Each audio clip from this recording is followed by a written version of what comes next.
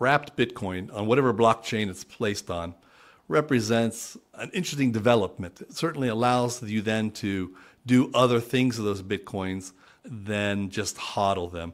Although I will say this about, as someone who likes Bitcoin, I'd say when you wrap Bitcoin, you're giving up ownership in a sense of that coin. It's on someone else's network, someone else is controlling it.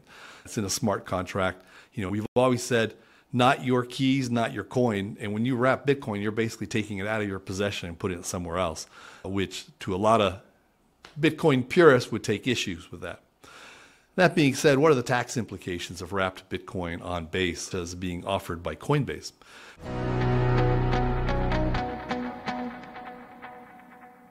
Well, there is no tax on wrapping your Bitcoin. The Bitcoin is just, it's changed the custodial situation. Technically, it's still your Bitcoin until you take some action where you give away ownership. And how would you give away ownership? Is if you gave away ownership of the underlying token that's been created to hold that wrapped Bitcoin. So if you sold that, if you gave up ownership of that, then you've had a taxable event. That taxable event would be treated as the gain or the proceeds in that transaction would be the value of the wrapped Bitcoin at the date and time that it was exchanged.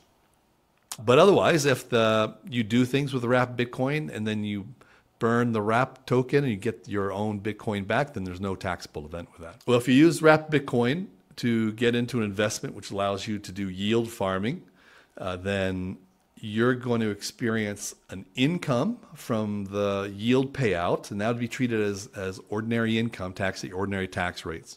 Typically in a yield farm, there's an adjustment of the total amount of, usually adjustment of quantities between 2 or 3 different coins that are a part of the farm. And if there is an increase or decrease on the number of Bitcoin that you would ultimately hold, then there would be a gain of some nature. So let's break it down. What if I end up, when I exit the yield farm, that I now have fewer Bitcoin than when I entered? In that case, we have to basically treat that as a disposal or sale of that difference at the fair market value at the time that you withdrew it from the yield farm. If it's an increase in total number of Bitcoin when you exit the yield farm, then that would be an increase, and you'd have to treat that as the cost basis at the day you exit the yield farm. That would be the cost basis of the Bitcoin would be the cost basis of those new coins. The new coins would be considered a distribution, and you'd be taxed at the fair market value of the new Bitcoins when they're given to you, and that would be taxed at your ordinary tax brackets.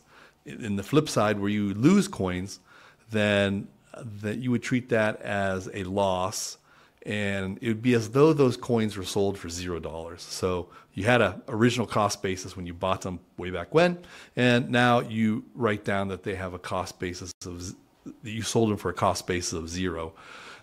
So now on the flip side, you also have another coin that may have been a part of your yield farm pair, in which case the second coin has a similar up or down movement, or let's just say it's a stable coin like a USDC, in which case you either had a loss or a gain in US dollars based on, however many you put in initially.